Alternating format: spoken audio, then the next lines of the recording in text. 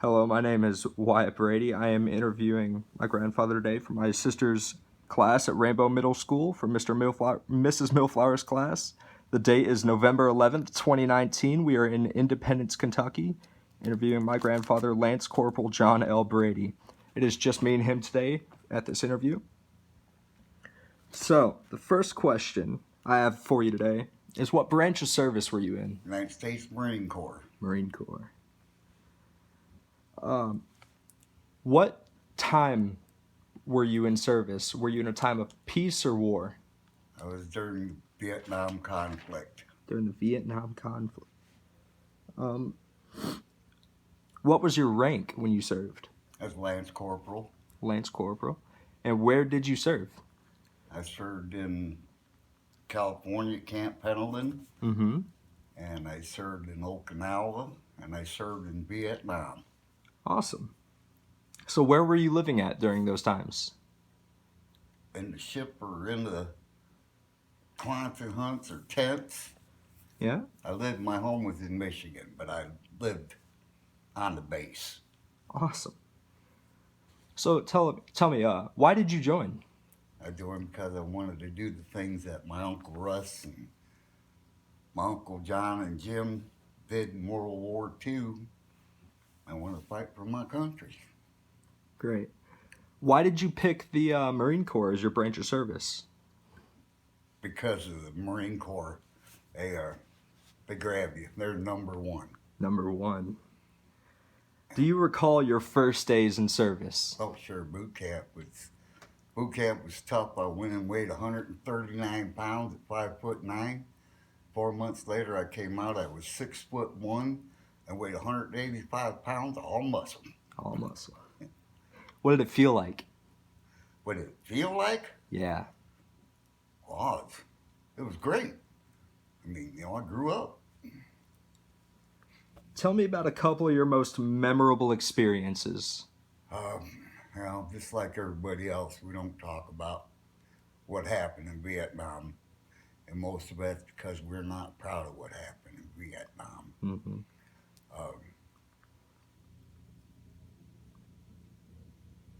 It's just hard to remember it, and it would take too long to say that I was there and I saw combat. It's not a pleasant experience. I saw my friends die, and I saw a lot of gore. Ooh. Were you awarded any medals or citations for Yeah. your service? I received of course, National Defense Ribbon. I got the Vietnam campaign with 3 stars. Mm-hmm. And that's all I know. I would ask you, how did you get them, but I'm sure you don't want to get into it. Oh, just the time I served. Just the time? You served so long. And how did you stay in touch with your family? letters. Letters? Or sea ration, tops, cardboard, anything that was all sent home free of postage. So we just had to scribble something out and they'd take it. Find it. Did you have anything special you did for good luck while you were out? Not necessarily. I had some good friends, and we traveled to Disneyland, and I flew in a biplane from Camp Pendleton to San Diego, and spent time with my friends. Do you recall any particularly humorous or unusual events that happened? One time I got lost in Japan, and I was gone for 24 hours. It cost the government about $6 million To find you. because they couldn't find me, and they were having live action war games. Oh, wow. And it turned out to be the lieutenant's fault. He gave me the wrong direction, so he's the one that got his butt chewed. And I thought that was funny. What were some of the pranks that you or others would pull on each other?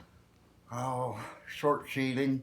Short sheeting, what's that? That's when you go up to a guy's bunk and tear it down and turn the bottom half of his sheet over onto the top. and put his blanket back in shape so when he gets in bed, his feet ain't got nowhere to go. So he's trapped in his bed. Not really, but What do you think of officers or your fellow soldiers nowadays, they're who I talk to. or during that time? They're who I talk to. I had one lieutenant when I was first assigned to Second Battalion, First Marines, and he was a wimp.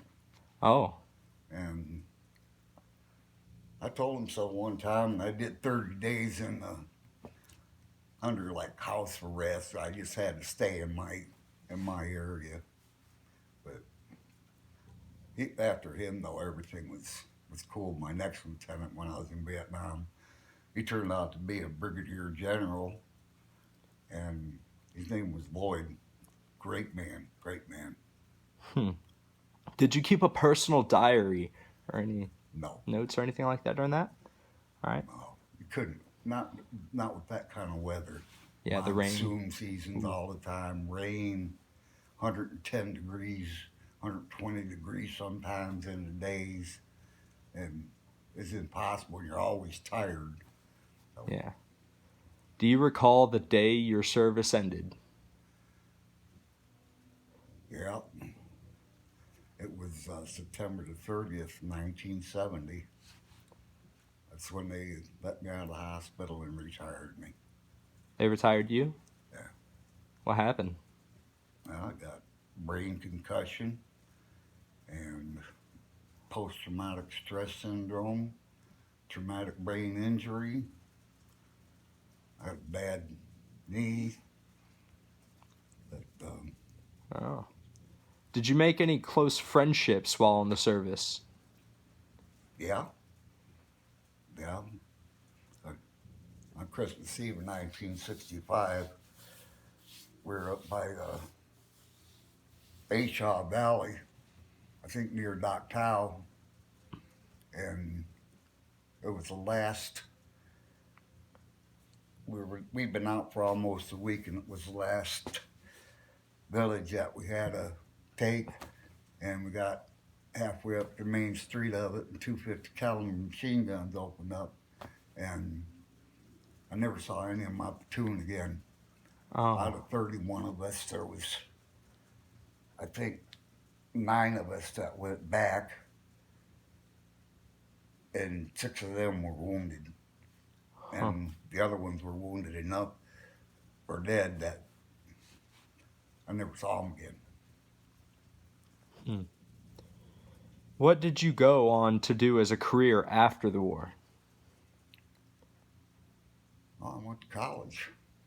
What college?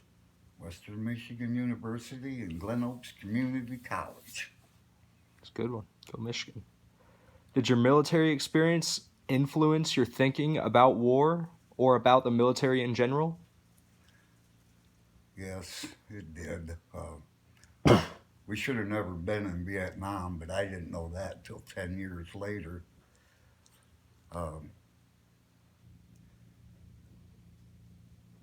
It's influenced my life because I have to take I have to take pills for the PTSD, and of course that affects my life because mental problems. Yeah. Do you attend any reunions nowadays? No, Did you used to? no. How did your service and experience affect your life? In a good way? Well, I can say that it did, but being deaf has taken a lot of opportunity in conversing with people because they think that I'm ignoring them Yeah. when I actually really can't hear when anybody's talking. And that's from like loud noises, not having the From the earplugs, head concussion. from the head concussion.